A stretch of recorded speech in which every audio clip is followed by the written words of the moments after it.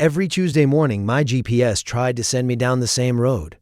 The problem was, there wasn't a road.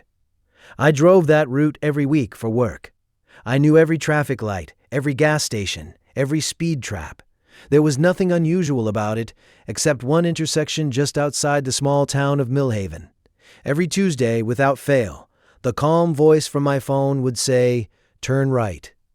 But there was no right turn, only an old split-rail fence, a patch of overgrown grass, and a line of oak trees that had probably been standing there for 50 years. The first time, I laughed and kept driving. The second time, I assumed the map needed an update. By the 6th Tuesday, I wasn't laughing anymore. By the 12th, I started wondering if the problem wasn't the GPS. Maybe it was me. My name is Daniel Carter. I'm 39 years old, and I work as a property insurance adjuster. It's not the most exciting job in the world, but it pays well, and it keeps me on the road almost every day. Storm damage, fire claims, flood inspections. I spend more time driving than sitting behind a desk. That's why I trust navigation systems. They're practically part of my job. Over the last 10 years, I'd driven more than 400,000 miles without thinking twice about the voice coming from my dashboard, until Willow Road. Or at least, that's what the GPS called it. The first strange thing wasn't that the road didn't exist. It was that every navigation app agreed. Google Maps, Apple Maps, Waze, even the built-in navigation in my truck. Every Tuesday morning, each one suggested the exact same shortcut. Turn right onto Willow Road. Every other day of the week, the route disappeared completely. I even searched for the road manually. Nothing. No Willow Road in Millhaven. No Willow Road in the county. No Willow Road within 50 miles. It was as if the name only existed on Tuesdays. At first, I told myself there had to be a simple explanation. Maybe the road had been closed years ago. Maybe the maps hadn't updated correctly. Maybe it was private property. After all, digital maps aren't perfect. I forgot about it. At least I tried to.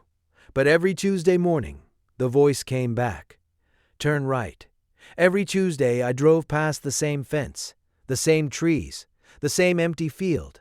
And every Tuesday, the estimated arrival time on my screen would suddenly increase by exactly 11 minutes after I ignored the turn. Not 10, not 12, always 11. It was as though the GPS genuinely believed a road existed there. One afternoon, while waiting for a homeowner to finish filling out paperwork, I casually mentioned it. "You know Willow Road?" I asked. The homeowner frowned. "Can't say I do. It's supposed to be somewhere near Millhaven." He thought for a moment before shaking his head. "Lived here 26 years. Never heard of it." That answer should have ended the conversation. Instead, it made me even more curious. The following Tuesday, I arrived 20 minutes early. I parked on the shoulder across from the old fence and shut off the engine. If there really wasn't a road, I wanted to prove it to myself. Morning traffic rolled past. Pickup trucks, school buses, delivery vans. Nothing unusual. After 15 minutes, I climbed out and walked toward the fence. The grass reached almost to my knees. Behind it stood a thick wall of oak trees, dense enough that I couldn't see more than 20 feet inside. There were no tire tracks, no gravel, no broken branches, nothing that suggested vehicles had passed through recently. I was about to leave when my phone vibrated. The navigation app automatically recalculated my route. Without me touching anything, it displayed the same instruction. Turn right onto Willow Road. I looked up from the screen. Still nothing. Just trees. That evening, curiosity got the better of me. I drove to the county records office before it closed. The woman at the front desk smiled politely. "Can I help you? I'm looking for an old road." She nodded. "What road?" "Willow Road." Her fingers moved across the keyboard for several seconds. Then she stopped. What? We don't have one." I figured. She shrugged. Maybe it had another name. "Can you search historical records?" She gave me another smile. "Sure." A minute passed. Then another. Finally she frowned. "That's strange." "What is?" "We don't have a Willow Road now." "I know, but we don't have one in any archive maps either." "So it never existed?" She slowly shook her head. "I didn't say that." She turned the monitor toward me. "The odd part is, She pointed at an empty space between two property lines. There's a gap. A gap. It looks like something used to be recorded here. But whatever it was, is missing. That answer stayed with me all week. Missing. Not deleted. Not renamed. Missing. It was a strange choice of words, as if an entire piece of information had simply vanished. The following Tuesday, I found myself slowing down long before I reached the intersection. I don't know why. Maybe I expected something different. Maybe I just wanted to prove to myself that I was wasting my time. Then about 200 yards ahead of me, I saw something that made me forget to breathe. A black SUV was stopped at the intersection. Its right turn signal flashed twice.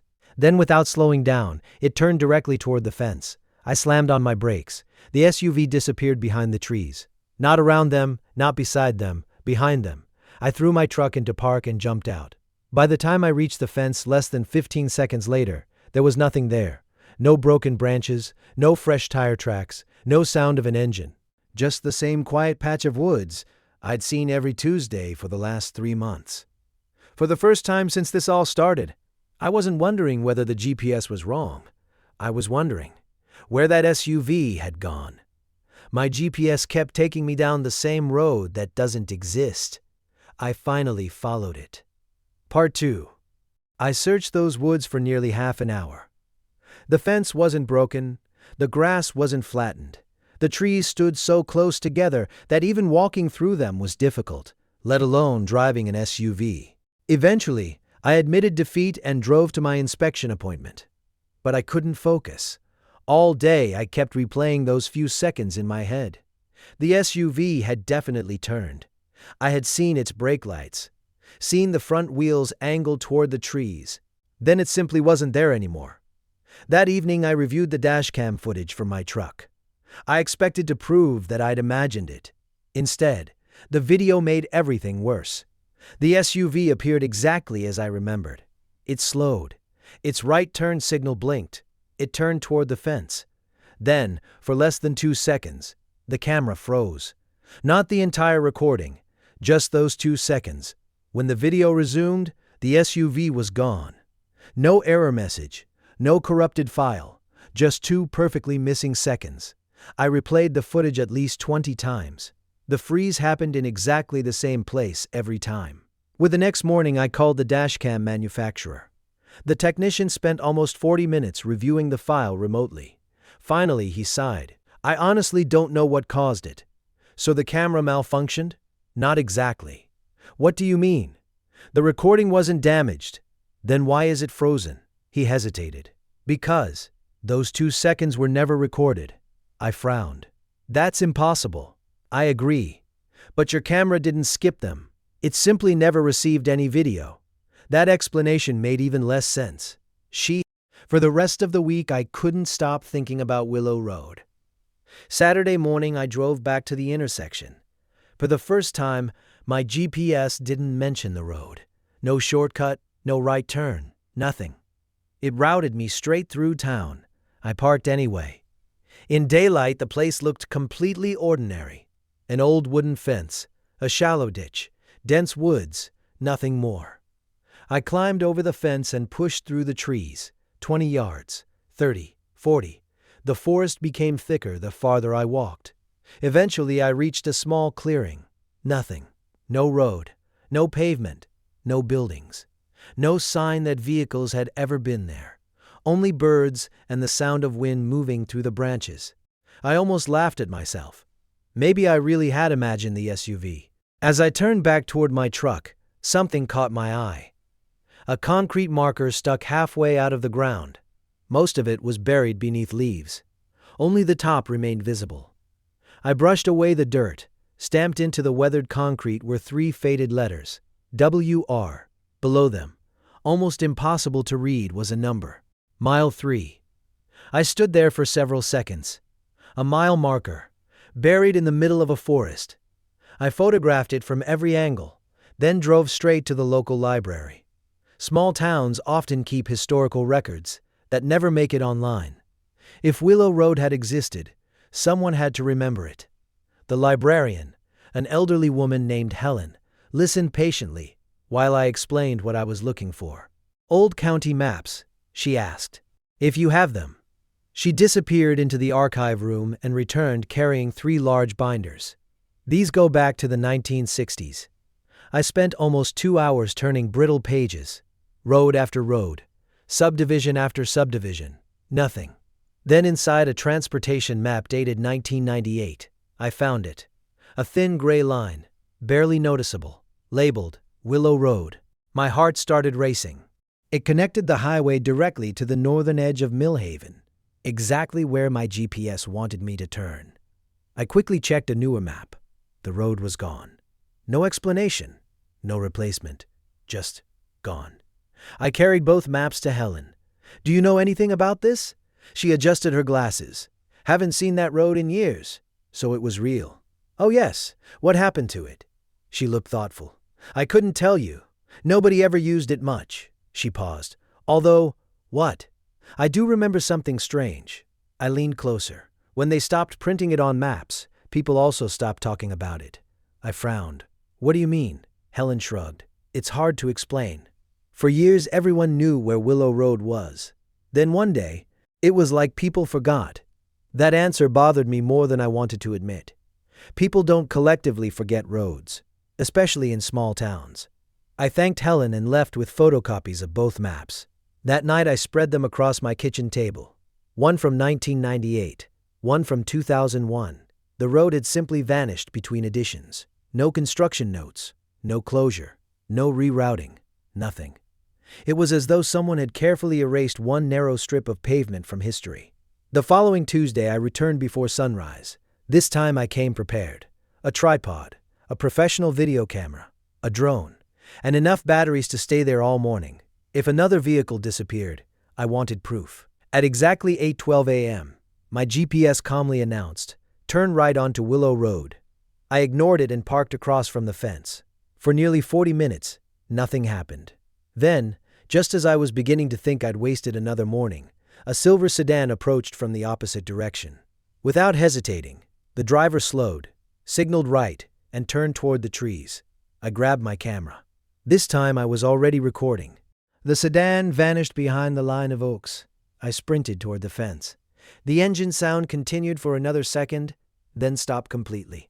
When I reached the trees, the road was gone. But this time, I noticed something I hadn't seen before. Deep in the woods, just for an instant, I caught the reflection of sunlight off what looked unmistakably like a street sign. My GPS kept taking me down the same road that doesn't exist. I finally followed it. Part 3. I didn't hesitate. I pushed through the trees toward the spot where I'd seen the reflection. Branches scraped against my jacket as I forced my way deeper into the woods. The ground was uneven, covered with fallen leaves and exposed roots. After 30 yards, I reached the place where I'd expected to find the sign. There was nothing. No road, no post, no clearing, just trees. I looked around in frustration before glancing back toward the highway. From where I stood, I could barely see my truck through the branches. Then I realized something. The reflection had only been visible from the shoulder of the road, not from inside the woods, almost as if someone had carefully chosen the angle. I returned to my truck and checked the camera footage. The reflection was there, only for a fraction of a second. I froze the frame, then zoomed in. The image became blurry, but I could still make out the shape. It wasn't a road sign. It was the back of one. A standard reflective highway sign, exactly the kind used on public roads. There had to be pavement somewhere beyond those trees. The question was, why couldn't I find it? That afternoon I called my friend Mark Jensen. We'd known each other since college. Mark worked as a land surveyor and had spent the last 15 years mapping property boundaries across the state. If anyone could tell me whether an old road still existed, it was him. When I finished explaining everything, he laughed. "So, your GPS wants you to drive through a forest?" "I know how it sounds. It sounds ridiculous." "It is." There was a long pause. Finally he sighed. "I've got some equipment in the truck." "When are you free?" "The next Tuesday." Mark met me at the intersection just after 7 in the morning. His pickup was loaded with surveying gear. GPS receivers, laser rangefinders, tripods, equipment worth more than my truck. He looked at the fence. "This is it?" "Yep." He frowned. "I don't see a road." "Neither do I. But watch what happens." At exactly 8:12, my phone spoke. Turn right onto Willow Road. Mark looked at my screen, then pulled out his own phone.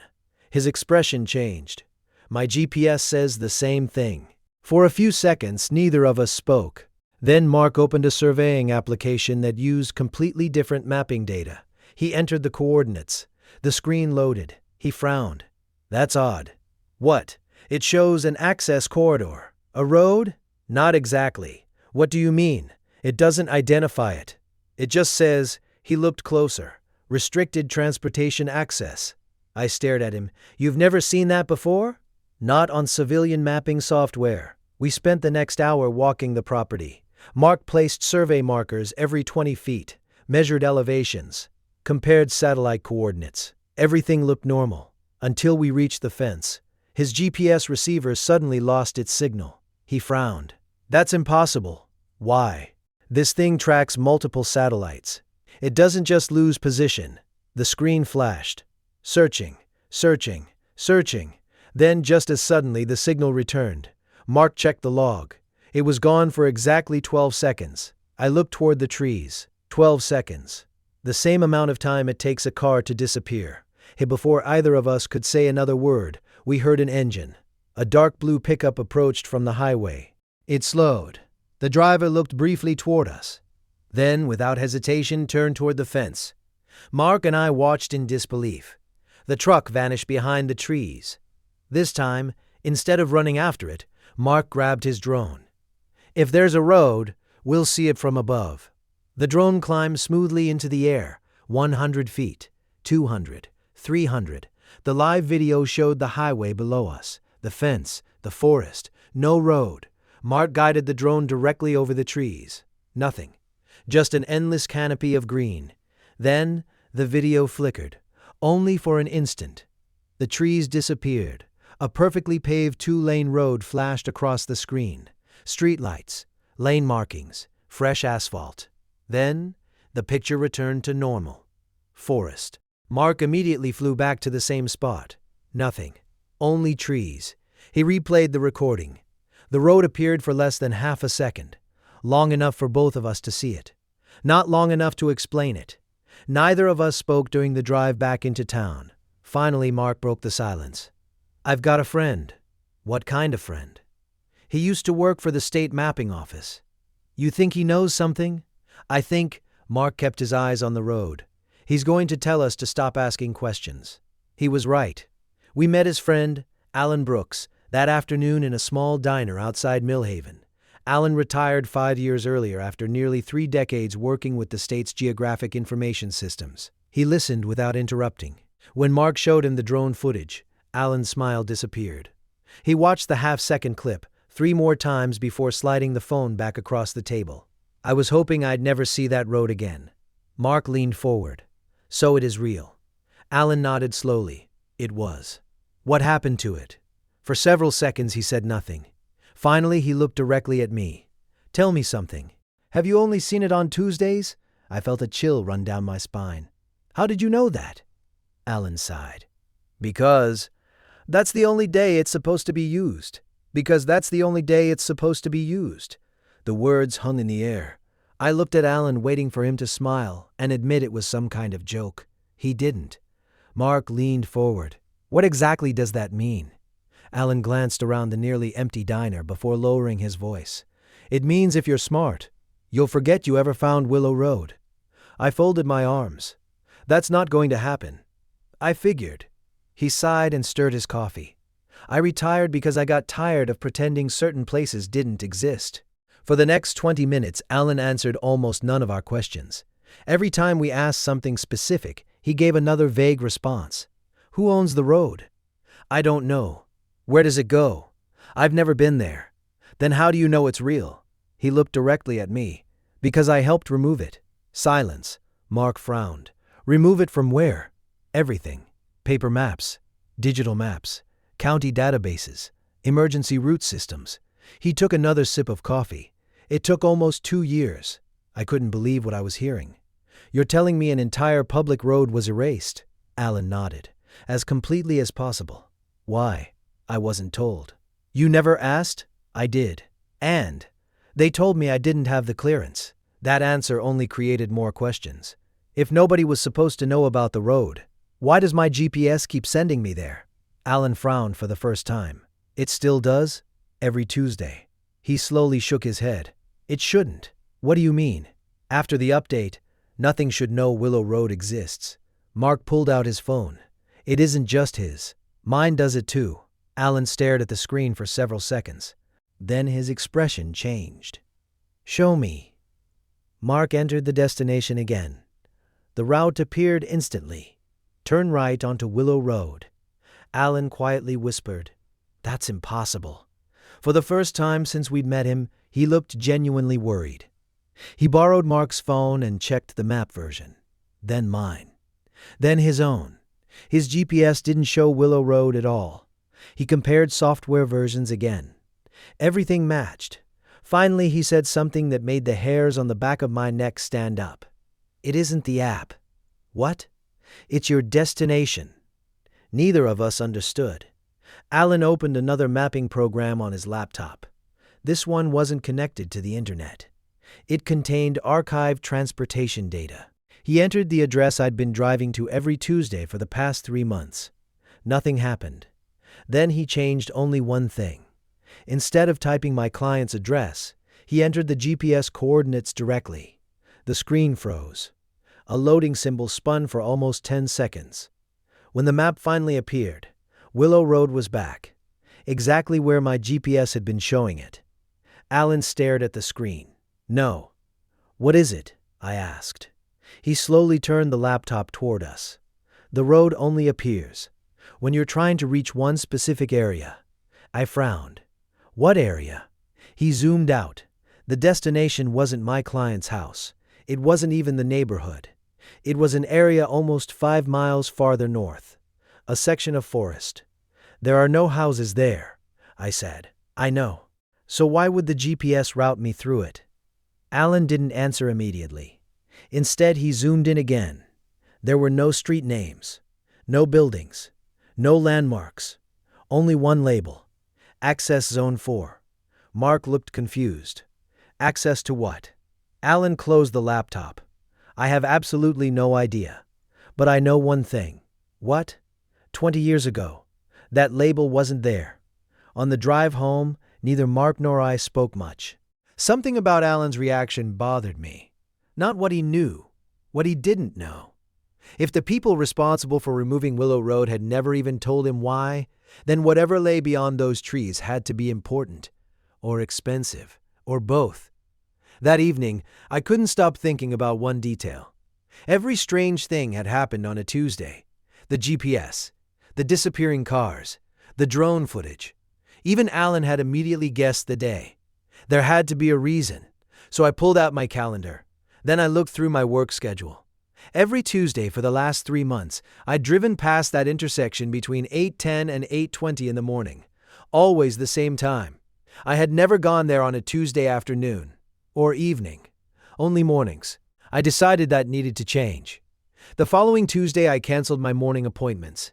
Instead of arriving at 8, I parked across from the fence just before noon. Nothing happened.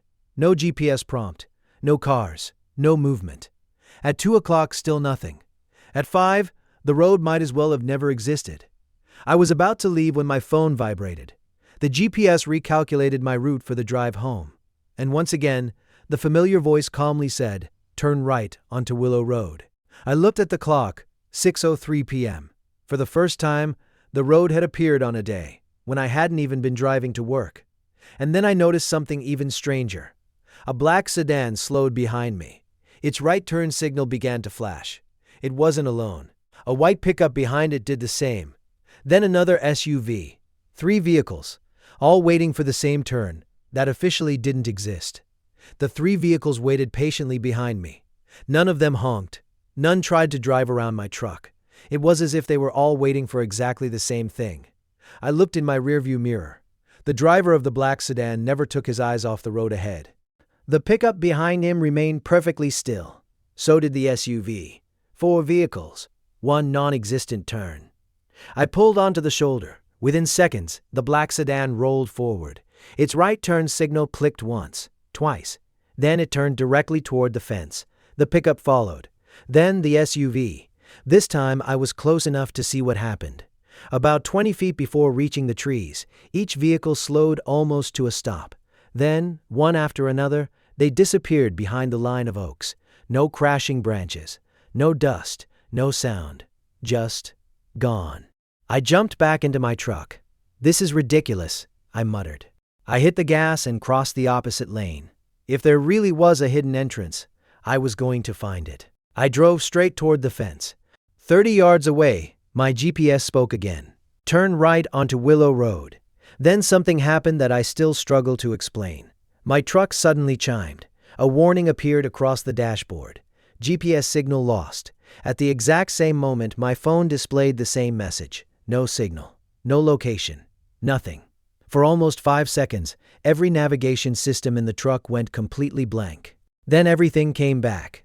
I was parked exactly where I'd started, on the shoulder, facing the highway. My engine was still running. I looked around in confusion. I didn't remember stopping. Mark didn't believe me. "You blacked out?" "I don't think so." "So what happened?" "I honestly don't know." He was quiet for a moment. "Go back." "I was planning to." "No." He looked me straight in the eye. "Go back with a regular camera. No GPS. No phone. No electronics." The following Tuesday, that's exactly what we did. We left our phones at my house. Mark brought an old film camera he'd inherited from his father. No batteries. No digital storage. Just film. We also carried a paper road atlas, the kind people used before smartphones.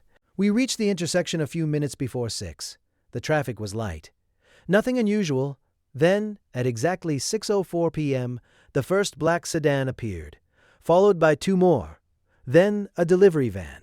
Then a luxury SUV. Every single one signaled right. Every single one disappeared behind the trees. Mark raised the film camera. "Smile," he joked. He snapped 3 pictures. The moment the last car vanished, we climbed over the fence. Instead of running blindly through the woods, we stopped. We listened. Nothing. No engines. No voices. No doors closing. Just wind moving through the trees. Then Mark grabbed my arm. "Look." About 40 yards ahead, between 2 oak trees, stood a narrow metal post. The same one I'd seen reflecting sunlight. Only this time, we could actually read it. A white rectangular sign. The letters were faded, but unmistakable. Willow Road. Below it, in much smaller print, were words that made neither of us understand what we were looking at. Authorized resident access only. "There is a road," Mark whispered. "There has to be." We walked toward the sign. With every step, the ground became firmer. The fallen leaves gave way to packed gravel. Then, without warning, the trees opened. Not dramatically, not like a movie. Just enough for us to see beyond them. Both of us stopped walking. There it was.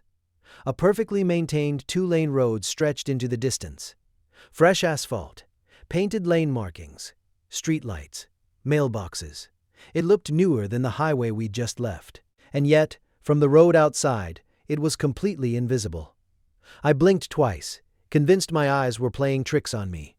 "They hid an entire road," Mark whispered. "But how?" And before either of us could move another step, we heard an engine approaching. A dark gray SUV rounded the bend.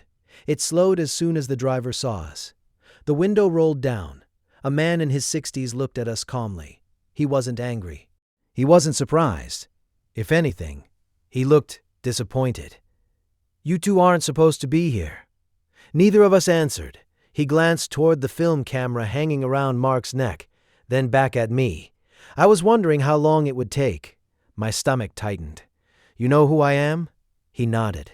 "Daniel Carter, insurance adjuster. You've been driving past here every Tuesday for 13 weeks. I felt the blood drain from my face. You've been watching me." The man gave a small smile. "No."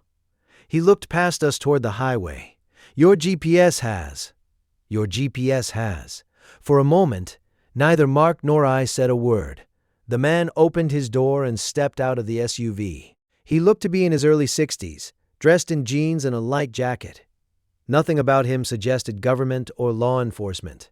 If I'd seen him at a grocery store, I wouldn't have looked twice. "You've been following me?" I asked. He shook his head. No. We've been waiting. For me? For whoever finally decided not to trust the map. He introduced himself as Richard Hale. I live here. I looked past him. For the first time I noticed houses. Not hidden behind fences. Not behind gates. Just ordinary homes lining Willow Road. Children rode bicycles. A woman watered flowers. Someone was walking a dog. It looked like every quiet American neighborhood I'd ever driven through. Except, it wasn't on any map. You erased an entire neighborhood? Mark asked. Richard smiled faintly. No. We asked to be erased. That wasn't the answer I expected. What does that mean? He motioned toward a nearby bench beneath a maple tree. You've already spent 3 months trying to find this place. You deserve the whole story. 22 years earlier, Willow Road had been an ordinary community. Small, quiet, about 80 homes. Then a famous technology entrepreneur bought a house there. Within months, reporters discovered where he lived. Tourists followed. Then internet influencers. Then drones. Then people started climbing fences just to photograph celebrities who had quietly moved into the area. Within 5 years, several well-known judges, journalists, scientists, and business owners had settled there. They all wanted the same thing: privacy. Instead, they became attractions. Richard looked down the street. It only got worse. Packages disappeared. Cars were followed. Families couldn't let their children walk to school without strangers taking pictures. Eventually, the residents pooled their money. Not millions, hundreds of millions. They bought every property surrounding Willow Road. Then they built a new entrance farther north. The old access road was officially closed.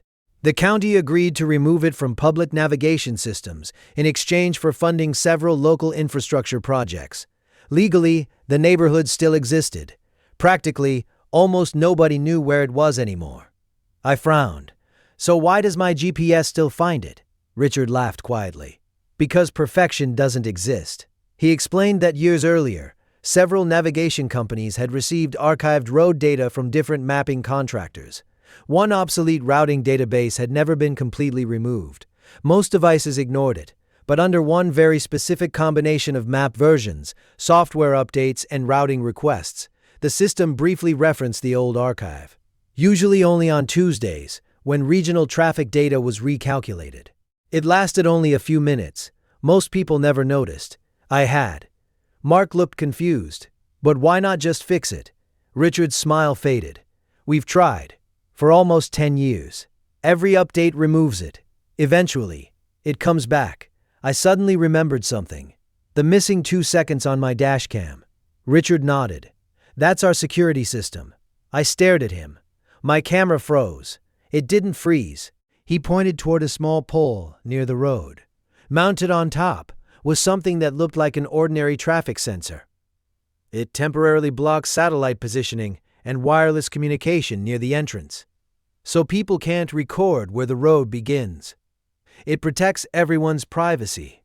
Everything finally started making sense. The disappearing cars, the GPS failures, the missing road, even the old mile marker hidden in the woods. It wasn't a conspiracy. It wasn't secret government property. It was simply a community that had spent decades making itself disappear. Before we left, Richard asked us for one favor. Don't publish the location. Mark nodded immediately. I won't. Richard looked at me. And you? I looked back down Willow Road. Kids were still riding bicycles. Neighbors waved to each other. For the first time since this whole mystery had begun, I understood why they wanted to stay invisible. You have my word. A week later, I checked my GPS again. The route never mentioned Willow Road. Tuesday came. Nothing. The following Tuesday, still nothing. It was finally gone. Or maybe someone had finally fixed the mistake. Life slowly returned to normal. I kept working insurance claims. Mark went back to surveying. Neither of us ever talked publicly about Willow Road. Sometimes I'd wonder if I'd imagined the whole thing. Then I'd remember the film photographs. Unlike every digital picture we'd taken, they had developed perfectly. They showed exactly what we'd seen. A perfectly ordinary neighborhood that officially didn't exist. About 6 months later, I received a handwritten envelope with no return address. Inside was a single sheet of paper, No signature. Just one sentence. Thank you for remembering that privacy is something worth protecting. Folded inside the note was an old street sign, about 12 inches long. White paint, green letters. It simply read, Willow Road. I never told anyone where it came from. It's still hanging on the wall in my office. People ask about it all the time. I always smile and give them the same answer. It came from a road that you'll never find on any map.